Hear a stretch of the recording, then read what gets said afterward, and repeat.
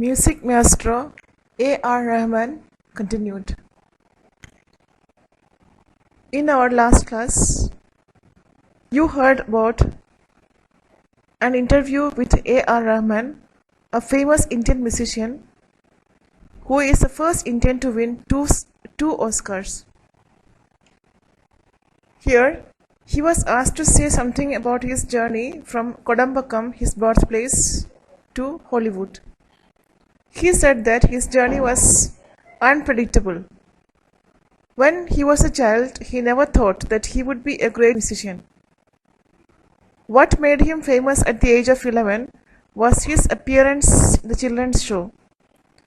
He played film songs and became popular. As he grew up, he acquired more fame and name. He got the opportunity to visit many places in America. He said that he enjoyed his trips abroad.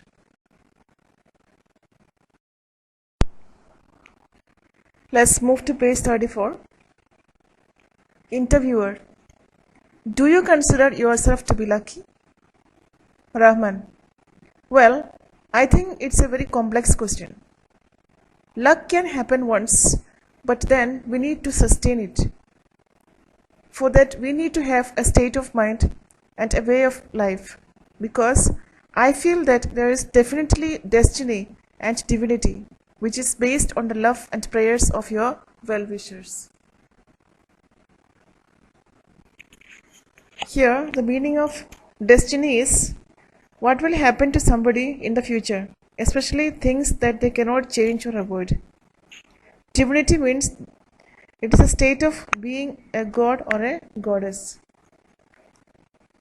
So when AR Rahman was asked if he considered himself lucky, he replied that luck can happen once and then we need to sustain it. Everything is based on the love and prayers of the well-wishers.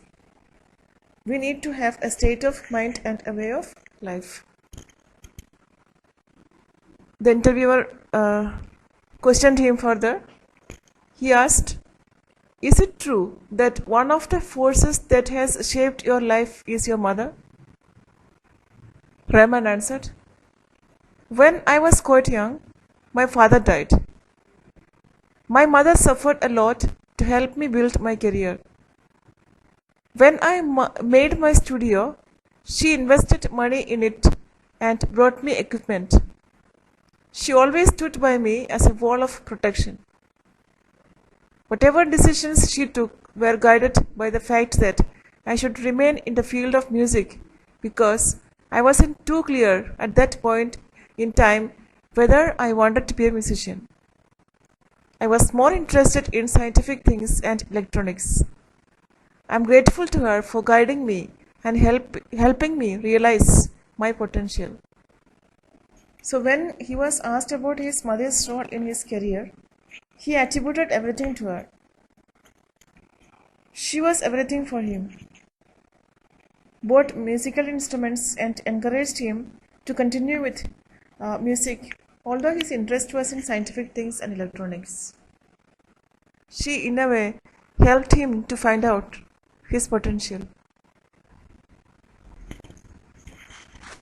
Interviewer: with success in probably every musical composition, how have you timed your tasks? Rahman answered, I started doing very limited films. When a composer would do 30 films in a year, I would take up only 4 or 5 films. It was enough for me. I live with a song, sometimes for a week, sometimes for 6 months, trying to fix what is wrong with it. Because I believe that if I don't like it, people will not like it either. I have gone by that rule, and so far it has worked for me. God has been kind to me. Music is like a baby in a mother's womb for 9 months. We just cannot expose it till the time is right. That is the reason I work in a very isolated way.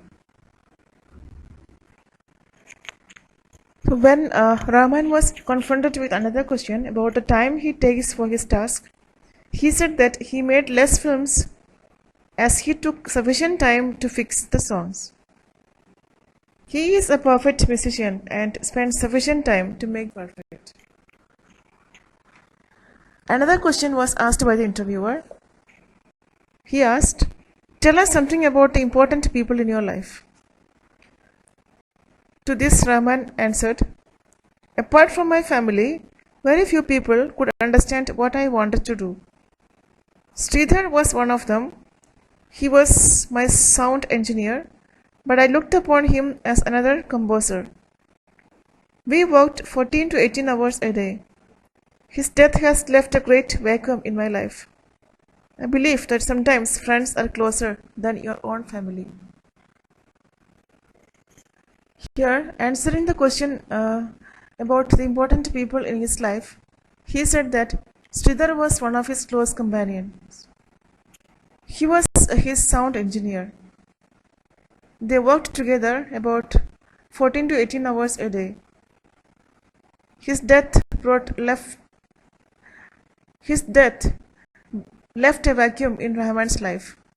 For him, Sridhar was closer than his family members. Page number 35. Interviewer: what was your reaction on being nominated and then on winning the Oscars? Rahman: I was surprised because we entered 2 songs for the Oscars and then won an Oscar for both. It's a big deal. Interviewer: where did you get the idea of getting different sounds about Jai Ho? Where did you come up with the idea of getting Spanish, Hindi and English for the song? Rahman: well, I think it was almost like a celebration. I do not know. It was just that I wanted to do a crazy song. I wanted to write an original song. Sometimes you get this instinct and you just go with it.